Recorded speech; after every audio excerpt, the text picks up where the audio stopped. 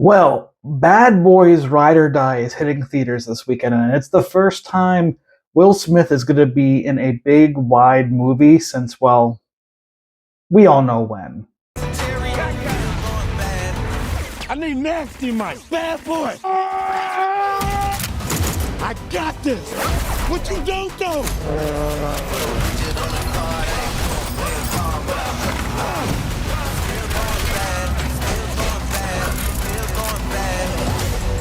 That's right, the next attempt of making a summer blockbuster type movie is going to be the fifth installment of the Bad Boy series, Bad Boys Ride or Die. And this movie, for me, has a lot of mixed feelings and mixed ideas. I can't lie, this isn't a great movie overall. I think the first part of the movie has pretty poor pacing, has really choppy editing. It feels very amateurish and just filmmaking in general. And I had little issues here and there. I think the character of Mike Lally by Will Smith has Will acting like Will always can act, but it was trying to build something there that I didn't quite enjoy as much and felt a little bit forced for this movie. And again, the character of Mike Lowry didn't work for me as much as I thought it would. You know who did work for me though? Marcus, played by the great, legendary Martin Lawrence. Martin Lawrence has came back to movies for these Bad Boys movies, and just seeing him on screen, having so much life and charisma, in my opinion, nailing down so many tone jokes that people, you would look at that and you would see it and you'd be like, that's really stupid and not funny.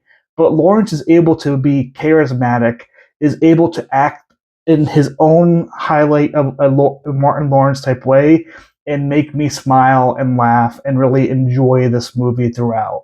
There's a bit in the beginning of the movie that happens with Marcus's, Lawrence's character Marcus, and I wasn't a fan of it when it first started in terms of like, okay, this is like, are we really doing this?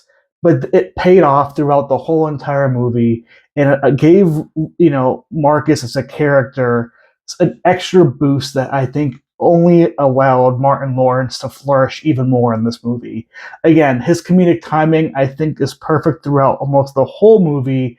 I love the energy he brings. He's such a vibrant, loving energy ball in the theater, and to me, he is the absolute star of this movie. He is the one that my theater wasn't full. It was a 9:30 showing on a Thursday night, but 90% of the times he made jokes, the six people in the theater were all laughing out loud, and that includes me.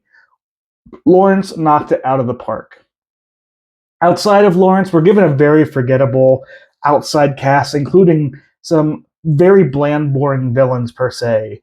I'm not somebody who's watched the recent Bad Boys and really had any memory of any of the Bad Boys movies. So I came at this as a fresh perspective of like, can you go see this movie if you haven't seen the Bad Boys movie? And I do think there's some threads to maybe the last movie, The Bad Boys for Life, that are somewhat important, but I think this movie handles all of those very well, and you don't lose too much of that experience here. It feels forced at times, but I feel like even if you were like a person who's seen the last movies, it would probably feel forced again too.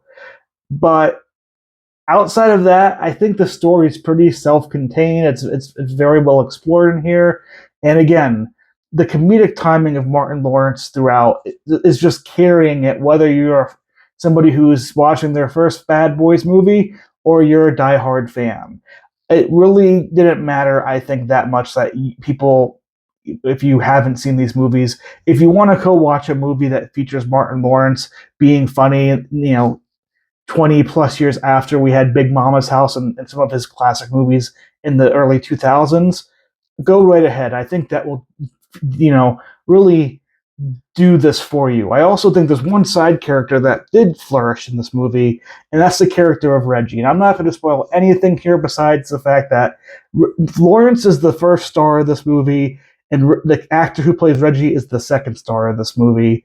And for me alone, They made this an enjoyable night experience. I wasn't sure in the beginning of the movie how much I would like this movie. I do think the third act gives you a very good action scene that if you're a fan of action, it might feel like it's taking a while to get there, but when you get there, I think it does give that very well. I think the stunts in here are pretty impressive and definitely cinematic in areas.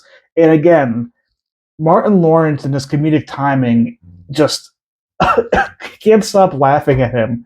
Like I said, the bit that happens, I'm not going to spoil the bit, but the bit that happens, and you get it very early on, you're just like, oh my God, he's going with this. And it provides such a great energy to his character that I loved it throughout. And it was such a great, just use of writing to give Lawrence more to do than what you would expect coming into this movie. Now, I was kind of going back and forth in my rating. A lot of the writing, the bland villains, the really poor Mike Lowry story, it has a lot of silver ratings to it, much like The Beekeeper kind of did.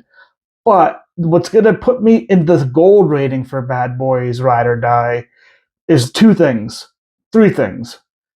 Reggie and how they handled that very minor character. The action scene in the third act worked very well, and I was very entertained by it.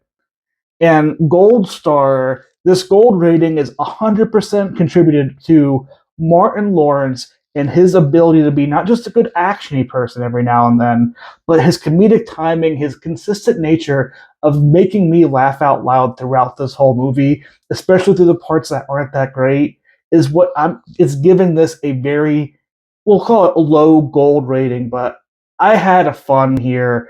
It was nice to be laughing, and Martin Lawrence is somebody who we haven't seen really on screen outside of these roles for a better part of a decade, it feels.